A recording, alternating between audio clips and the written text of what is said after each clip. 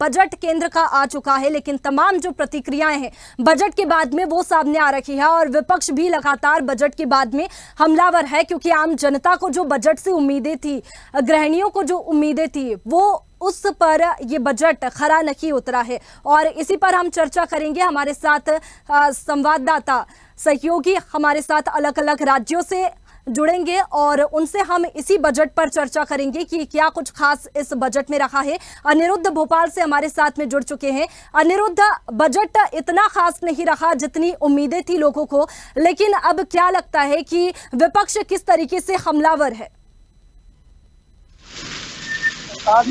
3.0 ने अपना देखिए, सरकार जीरो ने अपना आम बजट आज पेश किया है और जिस तरह बजट की विपक्षी दल आलोचना कर रही है, आलोचना वो पिछले 7 वर्षों से करते हुए आ रहे हैं और 7 वर्षों से ही निर्मला सीतारमण भारत की फाइनेंस मिनिस्ट्री के रूप में बजट पेश कर रही है। भारत आज दुनिया की सबसे तेज और विकसित अर्थव्यवस्था के रूप में गिना जा रहा है। यहाँ तक कि अमेरिका जैसे देशों ने भी भारत का लोहा माना है और आज का जो बजट आया है उसमें कई प्रावधान किए गए हैं। किसानों के लिए, बिहार के लिए पैकेज दिया गया है, महिलाओं के लिए। और हम जानते हैं आज का बजट में आप क्या कहना चाहेंगे? देखिए, ये जो बजट है आज का, ये 5 साल का भारत का जो आर्थिक सर्वेक्षण है, एक तरह से 5 साल का, आने वाले 5 साल का ये रोड मैप है।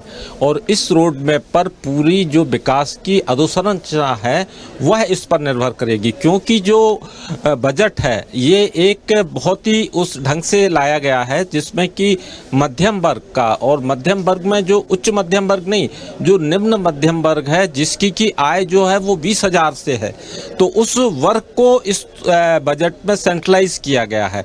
और जो महिलाओं को विशेष प्रावधान किए हैं, उनकी उच्च शिक्षा का विशेष प्रावधान किया है। किसानों की आर्थिक स्थिति जो है वो मजबूत करने के लिए कदम उठाए गए हैं। और जो सबसे बड़ी बात है कि जो हमारा एजुकेशन सेक्टर जो है, जिसमें कई प्रकार की बातें आ रही हैं, उसमें ये लाभप्रद है, सामाजिक बजट है ये। लेकिन इस बजट की जो प्रमुख बात यह है कि जो हिंदुस्तान आज 5वीं अर्थव्यवस्था जो दुनिया की बनी है, उसे तीसरी अर्थव्यवस्था में ले जाने का पहला प्रावधान है। क्योंकि जो अभी हमारे यहाँ जो 5 ट्रिलियन है, जो उन्होंने कहा है कि हमको उसको 5 ट्रिलियन ले जाना है, तो जो और जितने हम हैं अभी जो विकासशील देश की कैटेगरी में हैं, और 1947 को मद्देनज़र में करते हुए, 1947 नहीं 2047, जब आज़ादी के हम 100 वर्ष मना रहे होंगे, तब भारत दुनिया के सबसे विकसित देशों में से एक होगा। लेकिन विपक्ष बजट की लगातार आलोचना कर रहा है। इस बार भी 3.0 सरकार मोदी के बजट की। देखिए, विपक्ष का काम आलोचना करना है, लेकिन जो रचनात्मकता है उसकी तरफ विपक्ष का ध्यान कम जाता है। जो रचनात्मक बजट है, जिसमें टैक्स जो जनता के ऊपर कम बाहर जाता है और जो इनकम टैक्स की जो छूट दी गई है, उन सब चीज़ों को देखते हुए ऐसा लग रहा है कि ये बजट बहुत स्वागत। आपको लगता है महंगाई को लेकर कुछ प्रावधान किए हो, सरकार ने राहत दी? देखिए, महंगाई जो है एक कोई सरकार नहीं चाहती कि महंगाई वो हो, लेकिन जो पेट्रोल, डीजल और जो आपका सोना है, उनको आयातित करने में बहुत सारी विदेशी मुद्रा जा रही है और उस मुद्रा को कंट्रोल करने के लिए भी सरकार भरसक प्रयास कर रही है। और मेरा ऐसा मानना है कि ये आने वाले 5 साल में, जैसे कि नितिन गडकरी जी ने कहा है कि हम पेट्रोल डीजल के जो व्हीकल हैं वो 10 साल में समाप्त कर देंगे, तो जो भारत का एक बहुत बड़ा विदेशी मुद्रा का जो भाग है, हिस्सा है, वो सारा का सारा जा रहा है फॉरेन एक्सचेंज में। तो उसको बचाने का जो प्रयास होगा, जो आने वाले 5 साल में विदेशी मुद्रा की बचत होगी, वो उल्लेखनीय है। आप बताइए, इस बजट के बारे में क्या कहेंगे आप? देखिए, जो आने वाले समय में इस बजट का रिफ्लेक्शन आम जनता पे नजर आएगा? देखिए, ये जो बजट है ये समता मूलक समाज का बजट है।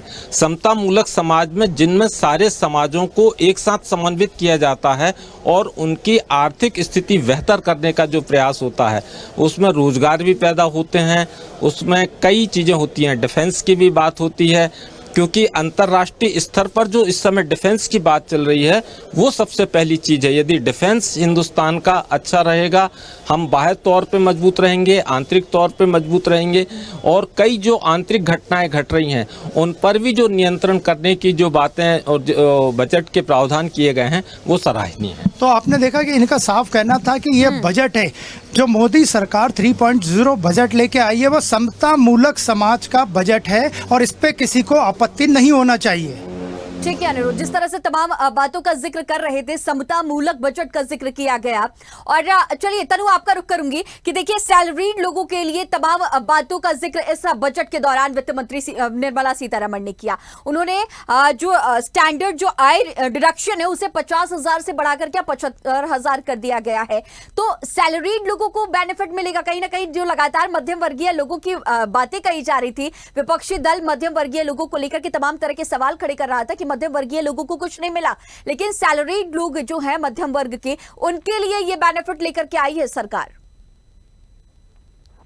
जी बिल्कुल गरिमा, देखिए जिस तरीके से ये जो मिडिल क्लास लोग हैं और जो सैलरी उनके लिए थोड़ी सी राहत बड़ी खबर तो जरूर है, क्योंकि देखिए जिनका बिजनेस है उनके लिए अपना घर चलाना, जीवन चलाना फिर भी बहुत आसान हो जाता है, लेकिन सैलरी वालों के लिए बहुत ज्यादा मुश्किल होता है।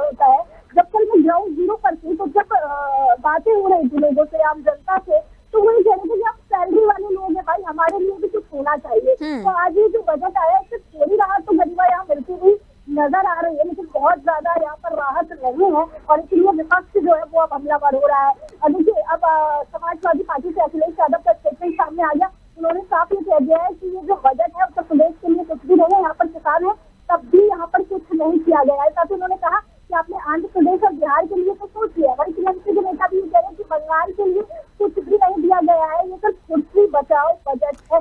ठीक है तनु, आप लगातार हमारे साथ बने रहिएगा, आपके पास फिर से लौटेंगे। बिहार से भी हमारे ब्यूरो चीफ धर्मेंद्र हमारे साथ बने हुए हैं। धर्मेंद्र, देखिए अभी जब हम बजट पेश नहीं हुआ था उस वक्त हम जिक्र भी कर रहे थे कि बिहार के लिए स्पेशल पैकेज, जिस तरह से मांग बिहार को लेकर के की जा रही थी, बिहार में सड़कों के लिए 26,000 करोड़ का बजट पेश किया गया।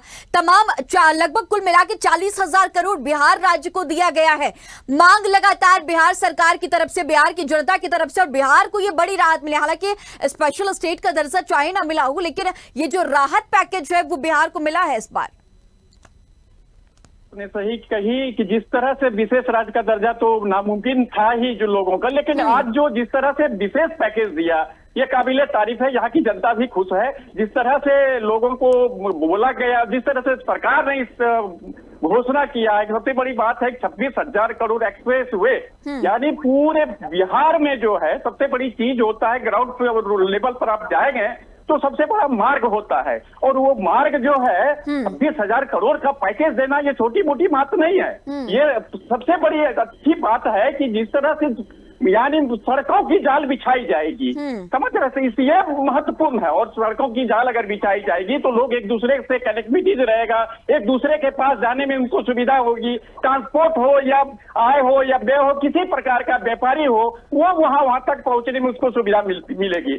जबकि सही में एक और ये बात है कि जिस तरह से बिजली विभाग में भी 21,400 करोड़ रुपया मिला है पावर सब स्टेशन के लिए, एक मेडिकल कॉलेज, एयरपोर्ट, माने तमाम तरह की। सबसे बड़ी बात बोध गया को जो है काशी के तर्ज पर कोटी रोड निर्माण बनाया जाएगा। राजगीर को, नालंदा को पर्यटन स्थल का दर्जा दिया जाएगा। नालंदा विश्वविद्यालय को जो उन्नत बनाया जाएगा उसको जोड़ा जाएगा। बोध गया को पूर्णिया रोड बेच, मैंने एवं प्रकार से अनगिनत जिसकी गिनती नहीं की जाएगी, जो शायद यहाँ बिहार की जनता नहीं सोच पाई थी, क्योंकि डबल इंजन की सरकार कई बार चली थी, रही थी, आ रही थी। लेकिन जिस तरह से आज का जो केंद्र में बजट बिहार के लिए हुआ, ये काबिले तारीफ। अच्छा धर्मेंद्र, जिस तरह से अब देखा जा रहा है बिहार के लिए जो स्पेशल पैकेज, इतना बड़ा पैकेज लेकर के केंद्र की सरकार आई है, निर्मला सीतारमण अपने बजट में उन्होंने बिहार के लिए इतना बड़ा पैकेज लेकर आए।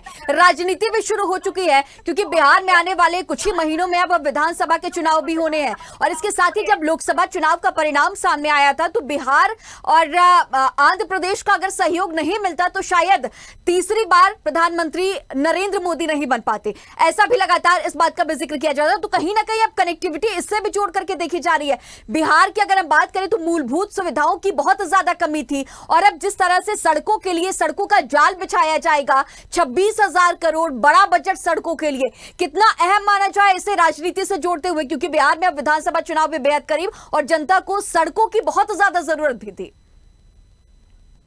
2025 का चुनाव एक तरह से अगर देखा जाए, क्योंकि 25 में विधानसभा चुनाव है और वहां दोनों एनडीए किसी भी सूरत में कुछ अपना जोखिम नहीं उठाना चाहता है। जिस तरह से पूर्णिया का जो लोक विधानसभा चुनाव उपचुनाव हुआ, उस परिणाम से शायद दोनों पार्टियां की आंखें खुल गई और फटी की फटी भी रह गई। दोनों बात आ रही है सामने, क्योंकि फटी की फटी इसलिए रह गई कि शायद ये कल्पना से बाहर थी, और खुल गई आंखें इसलिए खुल गई कि अब जो है जनता के पास जाके विश्वास को और विकास को देखना होगा। ये सबसे बड़ी बात है। यही कारण है कि जिस तरह से केंद्रीय बजट में आज विशेष पैकेज कर दिया गया है, एक भंडार कहा जाए, इसे मैं भंडार कह रहा हूं, क्योंकि किसानों की सिंचाई के लिए 11,500 करोड़, ये छोटी रकम नहीं है।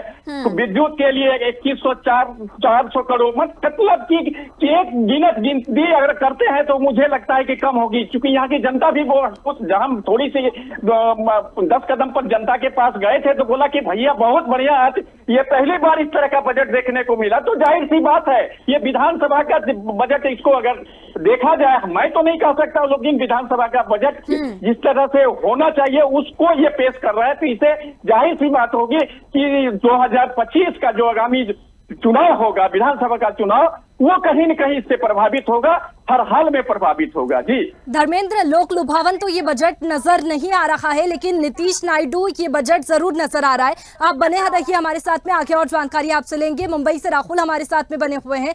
राहुल, आगामी 6 महीनों में देखें तो 4 राज्यों में चुनाव होने वाले हैं, और ऐसे में क्या लग रहा है कि इस बजट का असर, क्या जो चुनाव होने वाले हैं, विधानसभा चुनाव आगामी 4 राज्यों में, आगामी 6 महीने में 4 राज्यों में चुनाव होंगे, तो उस पर असर इस बजट का क्या देखने को मिलेगा? बता दो, जिस तरह से बजट ले आया है उस बजट से बड़ा एक्सपेक्ट, एक लाइन में अगर बात करूं तो बजट में अगर शेयर मार्केट सही तरह से मूड में अगर शेयर मार्केट ऊपर जाता तो ये बजट बहुत अच्छा आता। तो पूरी एक लाइन में अगर बात करें, अगर शेयर मार्केट इसको अच्छी तरह से लेता तो आम लोगों के लिए भी बजट होता और इन्वेस्टरों के लिए होता, आम पब्लिक के लिए होता। लेकिन शेयर मार्केट ने इस बजट को सही तरह से ले लिया, पूरी तरह से 1200 पॉइंट गिरने के बाद और 250 पॉइंट निफ्टी गिरने के बाद, तो इससे पूरा पता लगता है, पूरा निचोड़ निकल के आता है कि बजट आम लोगों के लिए नहीं है। और मैं अभी एक महिला से बात कर रहा था तो उनका कहना है भाई मोदी जी कुछ भी कर ले या सीतारमण वित्त मंत्री कुछ भी कर दे, लेकिन मेरे किचन में अगर मैं रोटी नहीं खाऊंगी, मेरे बच्चे भूखे मर जाएंगे, तो इससे बड़े इंफ्रा का क्या करूंगी, इससे बड़े पैकेज का क्या करूंगी, इससे बड़ी शिक्षा का क्या करूंगी। जब भूखे पेट में कुछ नहीं कर सकती और मेरे बच्चे अपने बच्चों को नहीं खिला सकती तो देश के डेवलपमेंट में मैं क्या भाग देंगे या मेरे बच्चे क्या भाग देंगे। जब बड़े होके वे भूखे मर जाएंगे तो वो देश की सेवा क्या करेंगे। तो ऐसी सी पंचलाइन जब मिल रही है तो आप सोच सकते हैं कि जब महिलाओं के लिए इतना बड़ा पैकेज लाने के बाद भी अगर महिला ऐसे स्टेटमेंट दे रही है तो सोचिए ये बजट किस तरह से आया। मैं आम पब्लिक से भी जो बात कर रहा था, सब्जी के भाव बढ़े हुए हैं, गैस सिलेंडर के भाव बढ़े हुए हैं, कमर टूटी हुई महंगाई से, बड़े बड़े पैकेज की बात कर, पैकेज इंफ्रा के लिए, पैकेज किसी किसानों के लिए, लेकिन महंगाई जब तक कम नहीं होगी बजट को अच्छी तरह से नहीं लेंगे। और खासकर मुंबई कर और महाराष्ट्र की बात करें तो महाराष्ट्र में चुनाव अभी 2 महीने बाद चुनाव होने वाले, अगर इस तरह के बजट इनको नेगेटिव ही डेंट लगाएगी। और विपक्ष जो महाअघाड़ी सरकार अभी से बोलना शुरू कर दिए कि देखिए हमने कहा था मोदी सरकार तीसरी बार आएगी तो तीसरी बार बर्बादी लेके ही आएगी, और ये बजट भी बर्बादी बजट है, बर्बाद कर दिया है। ठीक है, जिस तरह से आप जिक्र कर रहे हैं राहुल, तनु आपका रुख करना चाहूंगी कि देखिए अभी राहुल ने जिस तरह से जिक्र किया कि उन्होंने एक महिला से बात की, साफ तौर पर उन्होंने कहा कि अगर हम भूखे पेट रहेंगे, अगर हमारे अंदर निवाला नहीं जाएगा तो ये बजट हमारे लिए नहीं है। यानी साफ तौर पर समझिए कि भूखे पेट भजन न होए गोपाला, सीधे तौर पर देखा जा रहा है। महिलाओं की अगर हम बात करें, महिलाओं को खूब उम्मीद थी, होम मिनिस्टर कही जाती है किसी भी घर की, महिलाओं के लिए कुछ खास बहुत ज्यादा नजर नहीं आया। हालांकि कामकाजी महिलाओं के लिए हॉस्टल चाहे बनाए जाएंगे और इसके साथ ही 3 लाख करोड़ रुपए का प्रावधान योजनाओं के लिए चाहे किया गया हो। लेकिन गैस सिलेंडर की अगर हम बात करें, गैस सिलेंडर सस्ते होने के लिए लगातार महिलाएं आवाज भी उठाती रही हैं, लगातार हमने प्रदर्शन भी देखा विपक्षी दलों का। साथ ही सब्जियों का अगर हम जिक्र करें, फल सब्जियां लगातार महंगे होते जा रहे हैं। दलहन अगर हम जिक्र करें दलहन की फसलों का, तो लगातार ये भी जो फसल तो हो रहे हैं लेकिन लगातार दालें भी महंगी हो रही हैं। महिलाओं का जो घर का बजट है वो बिगड़ता हुआ नजर आया। लेकिन इस बार के बजट में मोदी 3.0 में महिलाओं के लिए इस बजट में कुछ खास बहुत ज्यादा नजर नहीं आया है। ठीक है अनिरुद्ध, देखिए जिस तरह से महिलाओं का भी हम जिक्र कर रहे थे, राहुल भी तमाम जिक्र कर रहे थे, महिलाओं के लिए बहुत ज्यादा कुछ खास नजर नहीं आया इस बार के बजट में। देखिए, महिलाओं के लिए जहाँ तक हम बात करें तो सरकार ने महिलाओं को लाभ पहुँचाने वाली योजनाओं के लिए 3 लाख करोड़ का प्रावधान किया है। और इसमें सबसे बड़ा रोल मॉडल सरकार ने, केंद्र सरकार ने या फाइनेंस डिपार्टमेंट ने जो बजट बनाते हुए लिया है वो मध्य प्रदेश की लाडली बहना योजना और लाडली लक्ष्मी योजना का रोल मॉडल बनाया गया है। और जहाँ तक बात करें हम चीज़ों के सस्ते होने की, तो सरकार ने कई चीज़ें सस्ती की है जिसका आम जनता पे सीधा फर्क पड़ता है। जैसे कैंसर दवाएं हुई, सोने चांदी के आइटम हुए, प्लेटिनियम हुआ, मोबाइल फ़ोन के चार्जर, बिजली के तार, x ray machine, solar lights, leather और सी फूड्स, मोबाइल चार्जर की कस्टम ड्यूटी घटाकर 15% कर दी गई है। और सोने और चांदी की भी कस्टम ड्यूटी घटाई गई है। यानी सरकार ने इन चीज़ों को सस्ता किया है जो कि जनता से जुड़ी हुई चीज़ें हैं और जनता को ज़रूरत रहती है इन सब की, क्योंकि सोना और चांदी लोगों ने वैसे तो खरीदना कम ही कर दिया है, लेकिन शादी ब्याह और त्योहारों के मौके पे भारत में विश्व भर में सबसे ज़्यादा सोना बिकता है। और ये आंकड़े भी बताते हैं। तो सरकार ने आज का जो बजट दिया है वो काफ़ी देखभाल और सोच समझ के दिया है। हालांकि विपक्षी दल विपक्ष होने के नाते इस बजट का विरोध कर रहा है, लेकिन कुल मिलाकर देखा जाए तो महिलाओं के लिए कम प्रावधान सही, लेकिन बड़े प्रावधान सरकार ने किए हैं। ठीक है अनिरुद्ध, आप जिस तरह से जिक्र कर रहे थे महिलाओं के लिए बहुत ज्यादा कुछ नहीं, लेकिन फिर भी लिमिटेड चीजों का प्रावधान जरूर किया गया है। आपका हमारे साथ बने रहने के लिए बहुत शुक्रिया। और अब सीधा समीर आपका रुख करना चाहूंगे, हमारे साथ लखनऊ से भी हमारे सहयोगी लगातार बने हुए हैं। समीर, अब देखिए, अब जिस तरह से जिक्र किया जा रहा था कि कस्टम ड्यूटी घटाई गई है, कैंसर की दवाओं को लेकर के सोने चांदी की भी कस्टम ड्यूटी घटाई गई, तो ऐसे में आने वाले वक्त की अगर हम बात करें तो शादी सीजन भी शुरू होगा। लोग जो बड़े अमाउंट में सोने और चांदी की खरीद फरोख्त भी की जाती है, तो कितना बेनिफिट देखने को मिलेगा? क्योंकि लगातार मध्यम वर्गीयों को लेकर के निशाने भी साधे जा रहे हैं विपक्षी दलों की तरफ से, और अब शादी का भी सीजन। जिस तरीके से ये सोने के भाव भी कम हुए हैं और कहीं ना कहीं इससे जो है परिवार को राहत भी मिलेगी। जो आदमी महंगा सोना खरीद रहा था, कहीं ना कहीं उसको खरीदे, जब सस्ता सोना खरीदेगा तो उसकी जो बजट है उस पर कहीं ना कहीं असर पड़ेगा। जब असर पड़ेगा तो उसका पैसा सेफ होगा, तो वो उस पैसे को कहीं और यूज कर सकेगा। तो इससे कहीं ना कहीं जो रेट घट रहे हैं इससे आम जनमानस को फायदा होगा। मैम जी बिल्कुल, काफी कुछ फायदा तो होगा, लेकिन जो महंगाई की अगर बात करें तो एक बड़ा मुद्दा रहा था लोकसभा चुनाव में भी, और बजट से भी कई उम्मीदें थी कि महंगाई कम होगी। लेकिन समीर, अगर महंगाई की बात करें तो महंगाई से कोई राहत इस बजट में नहीं मिली है। जी बिल्कुल, आपको बताना चाहूंगा जिस तरीके से सोचा जा रहा था कि बजट आएगा कुछ ना कुछ असर दिखाई देगा। जो घरेलू उत्पादन वाली चीजें हैं उन पर कहीं ना कहीं असर पड़ेगा, उनके रेटों पे कुछ असर पड़ेगा, लेकिन कहीं ना कहीं ये नहीं दिखा। तो चाहे गैस सिलेंडर की बात कर लें, चाहे हम साग सब्जियों के लेके बात कर लें, तो किसी भी चीज पर इसका असर नहीं दिखाई दिया।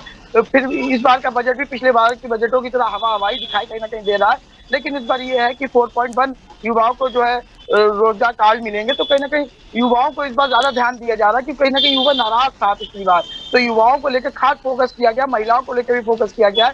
तो धीरे धीरे कहीं कुछ बजट में पहले से बेहतर दिखाई दे रहा है। जी ठीक है समीर, जिस तरह से आप जिक्र कर रहे हैं कि युवाओं का ध्यान दिया गया है, तनु आपका रुख करना चाहूंगी कि देखिए युवाओं के लिए क्या कुछ रहा है इस बार। मुद्रा लोन में 10 लाख को बढ़ाकर के अब 20 लाख रुपए तक का लोन कर दिया गया है, और इसके साथ ही युवाओं को 500 टॉप जो कंपनीज होंगी उसमें लगभग 5 करोड़ युवाओं को इंटर्नशिप का इसमें वादा किया गया है। लेकिन इसके साथ ही जो बेरोजगारी का जो आंकड़ा है, जो लगातार रेशियो हम देख रहे हैं, उसमें इजाफा होता रहा है। तो ऐसे में इंटर्नशिप के दावे कितना रोजगार के अवसर बन पाएंगे आने वाले वक्त में देखा जाए तो? बिल्कुल गरिमा, देखिए जिस तरीके से जो युवाओं के लिए जो आज घोषणा की गई है इस बजट में। और जब बजट का पिटारा खुला तो शुरुआत नौकरियों से ही हुई थी। और सबसे बड़ी बात ये है कि अगर आपने जो गौर किया हो गरिमा, तो ये कांग्रेस के मैनिफेस्टो में इस बात का जिक्र था।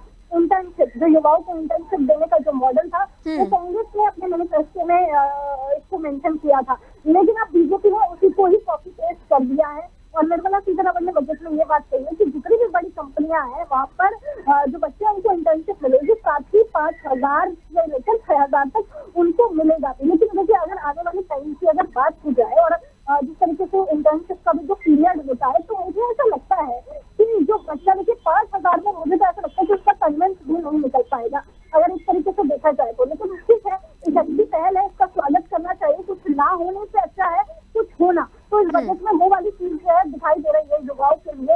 लेकिन जिस तरीके से देखिए, अभी जसपाल यादव ने जिक्र कर दिया कि महिलाओं की सुरक्षा के लिए कुछ नहीं है, तो युवाओं में वो लड़कियां भी तो आती हैं जो सुरक्षा की मांग कर रही थी। अगर आप आज पूरे देश में महिलाओं के अगर क्राइम रेट का भी ग्राफ देखेंगे गरिमा, तो वो भी बहुत ज्यादा बढ़ रहा है। और दिल्ली जैसे शहर में तो आए दिन ऐसा कुछ ना कुछ होता है कि जब महिला जो है वो शर्मसार होती हुई नजर आती है छेड़छाड़ के मामले या कुछ भी। लेकिन युवाओं को थोड़ी बहुत राहत है, लेकिन ज्यादा राहत यहाँ पर नहीं दिखाई दे रही है गरिमा। बिल्कुल तनु, और तमाम प्रतिक्रियाएं जो है वो इस बजट पर सामने आ रही है। यूपी के उप मुख्यमंत्री ब्रजेश पाठक ने इस बजट पर क्या कुछ कहा है, आइए आपको सुनवाते हैं।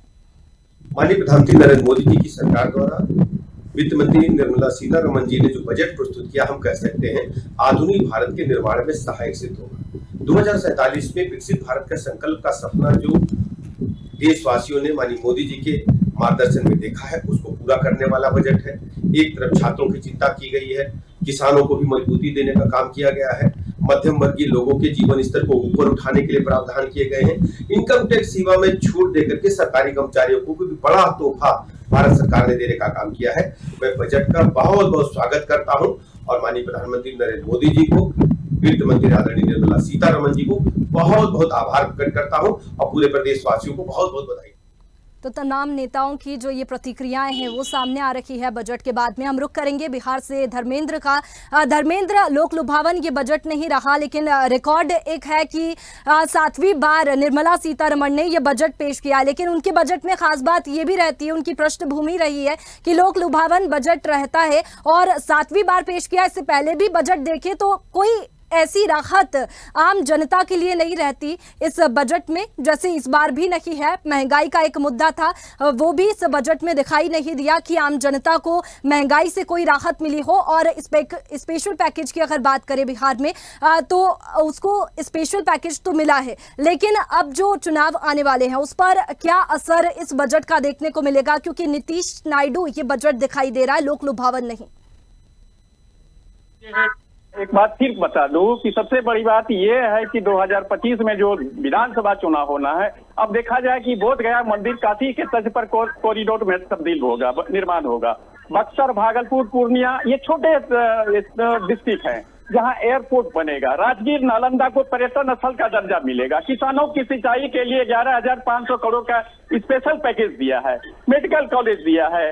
5 करोड़ युवाओं को भी रोजगार का अवसर दे रहा है। तो इन चीजों को तो निश्चित रूप से अपना ये लुभावन ही नहीं कहा जाए, बल्कि एकदम सीधा ये कहने आपको 2025 का दिख रहा है। सीधी कहीं से इधर से उधर नहीं, ये 2025 विधानसभा का ही चुनाव दिख रहा है। और वो ये प्रभावित करेगा, क्योंकि जिस तरह से चर्चाओं का बाजार गर्म है और उस स्थिति में अगर माने तो सीधा कहता है कि नहीं, इस बार जो डबल इंजन की सरकार है रियली में कुछ कर रही है। पिछले कई बार जब डबल इंजन की सरकार बनती थी, सिर्फ कहता था कि ये विकास का, ये आपका क्या कहते हैं, ये मिलेगा वो मिलेगा, विशेष राज्य का दर्जा दिया जाएगा, इसके लिए हस्ताक्षर अभियान चलाएगा। यहाँ तक कि यहाँ से स्पेशल ऑल बिहार के लोग हस्ताक्षर अभियान चलाकर एक पोस्ट किया गया सेंट्रल को, ताकि ये कहे कि इतने लोग विशेष राज्य का दर्जा डिमांड कर रहा है। तो इन सारी चीजों को लोग देख चुका था और जस का तस यानी जैसे का ढाक के 3 पात तो वो लोग नजर देख रहा था। लेकिन जिस तरह से केंद्रीय बजट 24-25 का जो दिया गया है, कि इसमें थोड़ी सी सुगबुगाहट है, उत्साह भी है। हालांकि विपक्ष कह रहा है कि विपक्ष की ओर से कहा रहा है कि ये कुछ नहीं है, इससे कुछ नहीं है, इसको होना ही नहीं कुछ। जो ग्राउंड लेवल में थी वो होना चाहिए, वो देनी चाहिए थी। तो ये पक्ष विपक्ष तो ये तो स्वाभाविक है, लोकतंत्र है, तो लोकतंत्र में पक्ष विपक्ष भी होना अनिवार्य है, क्योंकि लोग अगर पक्ष विपक्ष नहीं होता है निश्चित तो तौर उसकी पर खूबसूरती नहीं धर्मेंद्र, रहती है। अब ये जो तो बजट जिस है तरह से वो पूरी तरह से कहीं ना कहीं अब राजनीतिक भी बन चुका है। राहुल, आपका रुख करना चाहूंगी कि देखिए जिस तरह से बजट जब पेश हुआ तो लगातार अब विपक्षी दल यही कह रहे हैं कि ये बिहार के लिए और आंध्र प्रदेश के लिए ये पूरा बजट है, नीतीश कुमार के लिए है, नायडू के लिए पूरा बजट है, आम जनजीवन के लिए नहीं है। और लेकिन इसके साथ ही अगर हम तमाम कृषि सेक्टर्स के लिए हमने देखे कि बहुत बड़े बेनिफिट इस बजट के दौरान मिलने वाले हैं। इंफ्रा की अगर हम बात करें, मैन्युफैक्चरिंग की बात करें, तो क्या कुछ बदलाव इस बजट के बाद अब आने वाले वक्त में इन सेक्टर्स में देखे जाएंगे?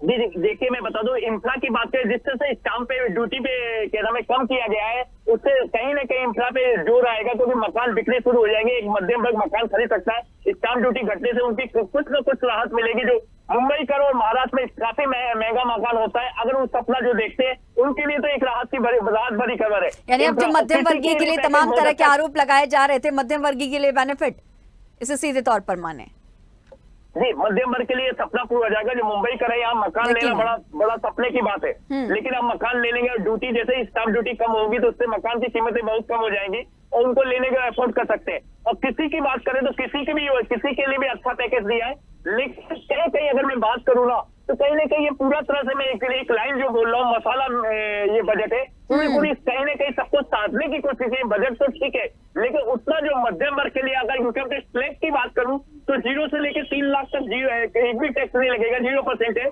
लेकिन 3 लाख से लेकर 5 लाख से 7 लाख जो मध्यम वर्ग उम्मीद कर रही थी कि 7 लाख से स्लैब तक 0 टैक्स लगे, तो वो टैक्स के में रिबेट नहीं दिया गया निर्मला सीतारमण की तरफ से। और कहीं ना कहीं ये बजट ऐसा लग रहा है कि मोदी कमजोर नजर आ रहे हैं, क्योंकि आंध्र प्रदेश और बिहार को साधने की कोशिश की जा रही है। तो कहीं ना कहीं ये लग रही है कि बैसाखियों पे चल रही है ये सरकार, नहीं तो कभी भी मोदी जी और निर्मला सीतारमण वित्त मंत्री ऐसे बजट लेके नहीं आते। सीधा दिख रहा है कि अपने सहयोगी को साधने की कोशिश ज्यादा की जा रही है और बजट आम जनता के लिए कम है जी। यानी सीधे तौर पर पूरी तरह से पॉलिटिकल बजट। समीर, आपका रुख करना चाहूंगी कि देखिए बजट को लेकर जिस तरह से अभी राहुल जिक्र कर रहे थे कि ये सीधे तौर पर अपने सहयोगी दलों को साधने के लिए बजट लेकर के आया गया। अब निश्चित तौर पर यह भी देखा जाएगा कि आने वाले वक्त में इस बजट को लेकर के तमाम जो आगे सेशन भी चलेंगे उसमें हंगामे होते ही रहेंगे। लेकिन जिस तरह से जनजीवन प्रभावित होता है किसी भी बजट के आने के बाद में, मध्यम वर्गीय का चलिए अगर हम जिक्र कर लेते हैं तो मध्यम वर्गीय के जिस तरह से मुंबई में मकान खरीदने के सपनों का जिक्र कर रहे थे राहुल,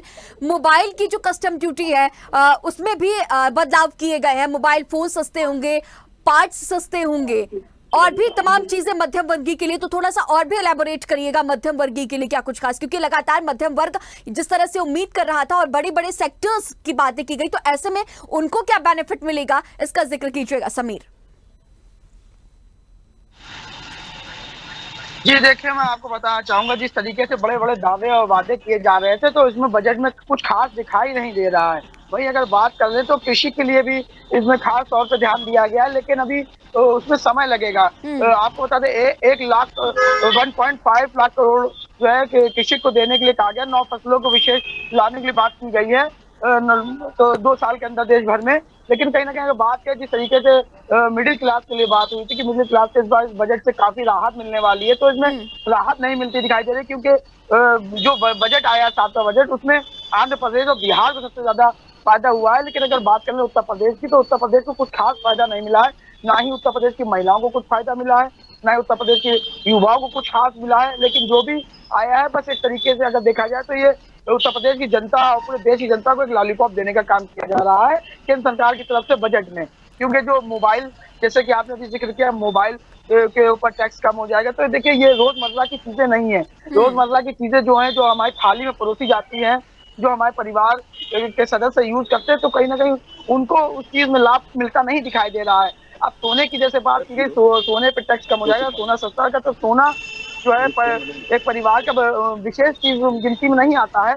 सोना एक शादी के समय पर खरीदा जाता है किसी घर में बहन बेटी की शादियों में देने के लिए, तो उससे देखिए आम जनमानस का कहीं ना कहीं फायदा इतना नहीं होता दिख रहा है। जिस तरीके से अगर बात कर ले तो महिलाओं के लिए इसमें विशेष कुछ नहीं दिखाई दे रहा है, क्योंकि धीरे धीरे थोड़ा थोड़ा हर किसी को इसमें कुछ ना कुछ दिया गया है। बिल्कुल, लेकिन जो तरीके उम्मीदें अटकलें थी लगाई जा रही ज्यादा थी कुछ खास ऐसी राहत इस बजट में नहीं मिली है। हमारे साथ में तनु बनी हुई है दिल्ली से। तनु, 2047 तक विकसित भारत की बात यहाँ पर मोदी सरकार कहती है, और अगर विकसित भारत में बात करें तो सबसे बड़ी युवाओं का हाथ रहता है, क्योंकि जो युवा नौकरी की तलाश कर रहे हैं उनका इस बजट पर ज्यादा फोकस था। और अगर कृषि क्षेत्र की भी अगर बात की जाए तो कृषि क्षेत्र में हमने आंदोलन भी किसानों के देखे हैं और शंभू बॉर्डर पर भी आंदोलन देखने को मिला था। और अब इस बजट में किसानों को भी जो राहत मिली है, क्या उससे संतुष्ट होंगे किसान? ठीक है तनु, आप जवाब दीजिएगा, लेकिन उसके पहले मध्य प्रदेश के मुख्यमंत्री डॉक्टर मोहन यादव ने क्या कुछ कहा है आपको सुनाते हैं। मोदी जी के नेतृत्व में विकसित भारत का आधार पर जो बजट प्रस्तुत किया गया, मेरी अपनी ओर से बजट की बहुत बहुत बधाई। मैं माननीय वित्त मंत्री श्रीमती निर्मला सीतारमण जी को भी बधाई देना चाहूँगा, जिनके माध्यम से भारत की चमक और महंगाई दर पर कंट्रोल करने की जो भावना है वो परिलक्षित होती है। खास करके सरकार की 9 सूत्रीय योजना जो प्रस्तुत की गई, जिसमें कृषि उत्पादकता, रोजगार और कौशल प्रशिक्षण, आर्थिक विकास, समावेशी मानव संसाधन विकास और सामाजिक न्याय पर उनने पूरा बजट केंद्रित किया है। निश्चित रूप से यशस्वी प्रधानमंत्री के नेतृत्व में भारत दुनिया में अपनी एक नई पहचान कायम करेगा। ये बजट मध्य प्रदेश को भी अपने विकास के साथ कदम से कदम मिलाने के लिए मौका देगा। विकसित भारत में ही विकसित मध्य प्रदेश की संभावना भी छिपी हुई है। इस नाते से मैं पूरे बजट की अपनी ओर से बधाई। तनु, तमाम जो प्रतिक्रियाएं हैं वो तो आती रहेंगी, लेकिन एक बड़ा सवाल ये है कि एमएसपी को लेकर के जो मांग किसानों की ओर से कही जा रही थी, एक बड़ा प्रदर्शन दिल्ली में देखने को मिला था, और यहाँ पर अगर बात की जाए तो शंभू बॉर्डर भी सील कर दी गई थी। तो किसान क्या जो ये बजट आया है उससे संतुष्ट होंगे? जी बिल्कुल वैसे देखिए, जिस तरीके से पिछले दिनों हमने किसानों का आंदोलन देखा, महीनों का राशन लेकर किसान जो है वो दिल्ली कूच कर रहे थे, लेकिन हालांकि वो दिल्ली कूच नहीं कर पाए। लेकिन जिस तरीके से बजट में जो तमाम बातें कही गई है, उनका क्रेडिट कार्ड का यहाँ पर जिक्र किया गया है और जो न्यूनतम दर है उसको बढ़ाने की यहाँ पर बात की गई है, लेकिन मुझे ऐसा लगता है कि किसान इससे खुश नहीं होंगे, क्योंकि अभी भी जो उनकी मांग थी जिसको लेकर उन्होंने प्रदर्शन किया है वो जब तक बनी है। और जब तक युवाओं को पक्की नौकरी और किसानों को जो तमाम जो नौकरियां हैं और जो उनकी बातें हैं एमएसपी को लेकर वो पूरी नहीं होगी, तब तक इस बजट का कोई मतलब नहीं बनता है। क्योंकि हर एक युवा ये चाहता है कि हमारी नौकरी पक्की हो। क्योंकि देखिए, आपकी लगातार जो ये चीज देख रही है वैष्णवी की, जब अर्थव्यवस्था की बात आती है, जब अर्थशास्त्रियों के साथ नरेंद्र मोदी ने मीटिंग करी और ये बात कही गई कि हमने सारे सेक्टर्स पे फोकस किया है, हमने मंत्रालयों से भी बात करी है, तो देखिए जो मेन पॉइंट है वो अभी भी दस्तक तक बना हुआ है। अभी भी किसान जो है वो संतुष्ट नहीं। ठीक है तनु, आपके पास में फिर से लौटेंगे और अब सीएम योगी आदित्यनाथ ने क्या कुछ प्रतिक्रियाएं दी हैं बजट पे, आपको सुनाते हैं। डॉलर की इकोनॉमी में बदलने के संकल्प के साथ ही दुनिया के ग्रोथ इंजन के रूप में भारत की भूमिका को और विकसित भारत की संकल्पना को साकार करने का एक आर्थिक दस्तावेज के रूप में यह देश की संसद में प्रस्तुत किया गया है। इस 140 करोड़ जनता जनार्दन के लिए समर्पित उनकी आशा, उनकी आकांक्षा और अमृत काल के संकल्पों को पूरा करने वाले इस बजट के लिए मैं आदरणीय प्रधानमंत्री जी के प्रति आभार व्यक्त करता हूं। माननीय केंद्रीय वित्त मंत्री माननीय श्रीमती निर्मला सीतारमण जी को और उनकी पूरी टीम का मैं अभिनंदन करता हूं।